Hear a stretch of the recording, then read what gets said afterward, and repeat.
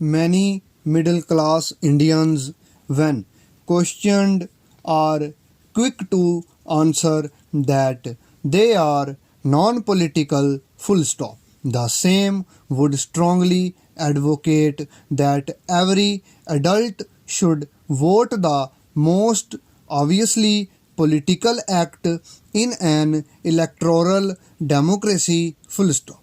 Politics permeates almost every aspect of our lives, and to create artificial divisions between our politics and ourselves causes confusion in how both our society and our politics is shaped, full stop.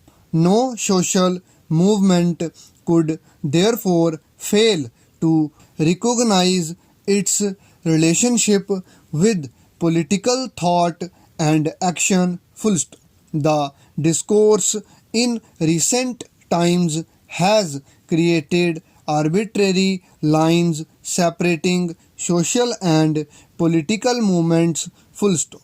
It has projected the political as being tainted, and this separation has alienated many of us from reasoned political thought and action, full stop.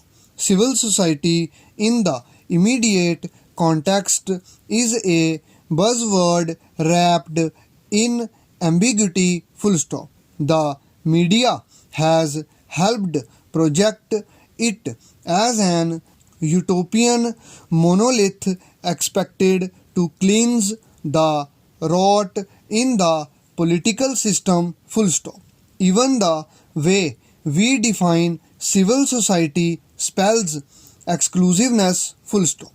It was expected to bring together an intrinsically hierarchical and divisive society which would confront politicians and their institutions, full stop. A popular protest can bring these divergent sectors together for some time, full stop.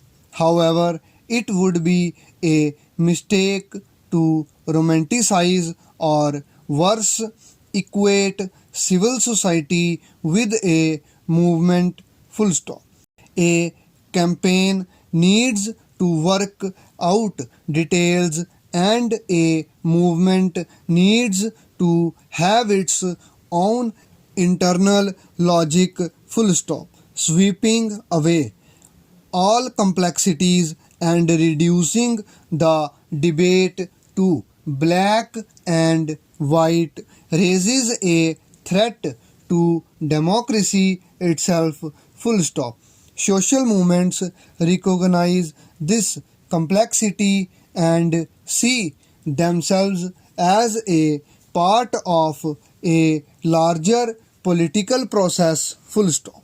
There is an innate understanding of the politics of fighting oppression and exclusion, and many have enriched and used democratic spaces that electoral politics does not offer, full stop. The leaders of the independence movement were political but with symbiotic connections with a vast range of social movements, had strong ideological and political differences, but they demonstrated a deep commitment to democratic debate with a fundamental respect for difference and dissent, full stop.